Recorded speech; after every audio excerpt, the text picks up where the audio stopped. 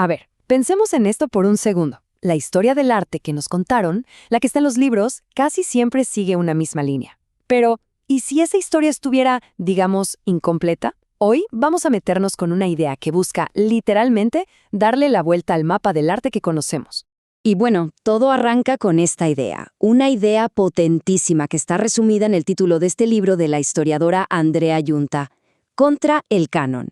Así, directo, es toda una declaración de intenciones, ¿no? Nos está invitando a que cuestionemos eso que siempre hemos dado por sentado en el mundo del arte.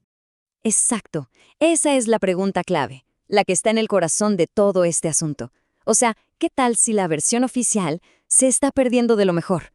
Es una pregunta que, de repente, nos hace ver las paredes de los museos y hasta los libros de historia con una mirada completamente nueva. Ok, entonces, para entender bien qué es lo que se quiere cambiar, primero hay que tener súper claro cómo es ese modelo tradicional, cuál es esa historia oficial. Es esa historia que seguro todos hemos escuchado.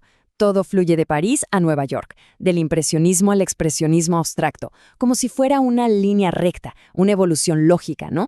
Como si la innovación artística fuera una especie de antorcha olímpica que se van pasando de una capital a otra, y ese fuera el único camino posible. Y bueno, acá es donde está el verdadero meollo del asunto con esa narrativa. Porque lo que crea es un mapa del mundo del arte que está, pues, totalmente desequilibrado.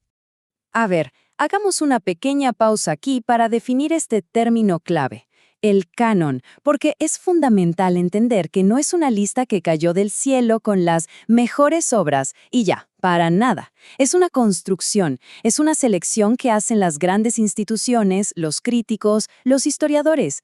Ellos definen qué es lo importante.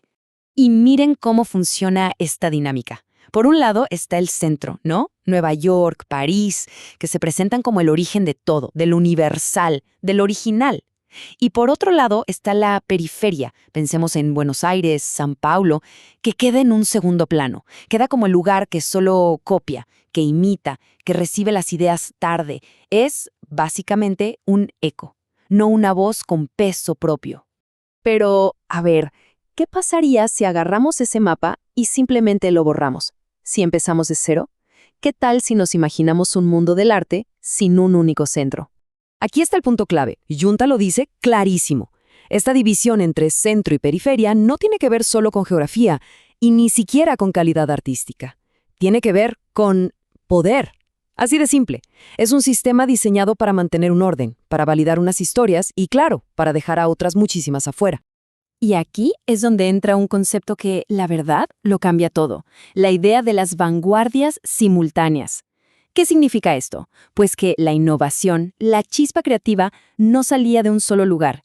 Estaba explotando al mismo tiempo en un montón de sitios diferentes por todo el mundo, cada una con su propio lenguaje, respondiendo a sus propias realidades. Y esto lo vemos súper claro con ejemplos concretos. Miren, en los años 40, mientras en Nueva York estaba en pleno auge el expresionismo abstracto, en Buenos Aires estaba pasando algo igual de radical, el arte concreto invención. Y en los 50, mientras los focos apuntaban a Estados Unidos, en Brasil y en Japón estaban surgiendo movimientos de vanguardia totalmente originales.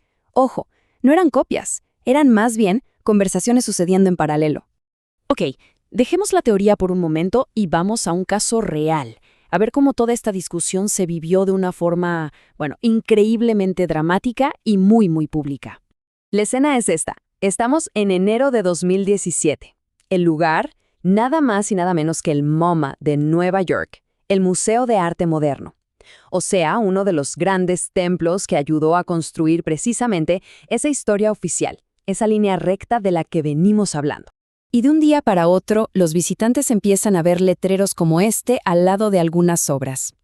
Obras de artistas como el pintor sudanés Ibrahim el-Salahi o el escultor iraní Parviz Tanaboli. Y lo más impactante es que estas obras estaban colgadas en el lugar donde antes había, por ejemplo, cuadros de Picasso o de Matisse. ¿Qué estaba pasando? Bueno, el MoMA estaba respondiendo, de forma muy directa, a un hecho político del momento. Una orden ejecutiva del gobierno de Trump que prohibía la entrada a Estados Unidos a ciudadanos de varios países de mayoría musulmana. El museo usó su propia colección para hacer una declaración política. Así de claro. Y con ese gesto, el MoMA hizo mucho más que protestar. Prácticamente se vio obligado a mirarse al espejo y reconocer algo importantísimo, que su propia versión de la historia del arte estaba incompleta. Dejó clarísimo que el famoso canon no es una tabla sagrada e inamovible, sino que es una historia viva, una narrativa que se puede y de hecho se debe cuestionar y reescribir. Todo esto nos lleva a la parte más fascinante, ¿no? Porque si dejamos de lado esa idea de un único centro, ¿qué es lo que encontramos en su lugar? Pues lo que encontramos es un universo entero de nuevas historias. En vez de una sola línea recta, de repente vemos una red inmensa llena de conexiones. Se puede empezar a hablar de cosas como guerreros gays, o de feminismo, duelo y animalidad, o de microhistorias en París, de fotografía y activismos, de la imagen infiltrada, de tiempo y terror. El mundo del arte se vuelve de pronto muchísimo más grande y más interesante. Al final, la idea no es simplemente cambiar un canon viejo por uno nuevo. No, para nada. La idea es mucho más profunda. Es empezar a ver el arte como lo que es, un campo global, donde las cosas pasan al mismo tiempo en muchos lugares. Un mundo con un montón de voces, y todas ellas son igual de importantes, igual de fascinantes. Entonces, la próxima vez que uno entre a un museo, queda esta herramienta, esta pregunta. Mirar una pared y pensar, ok, ¿la historia de quién me están contando aquí? Y quizás más importante, ¿la historia de quién no está? Porque la verdad es que el mapa del arte no está terminado. Se sigue dibujando todos los días.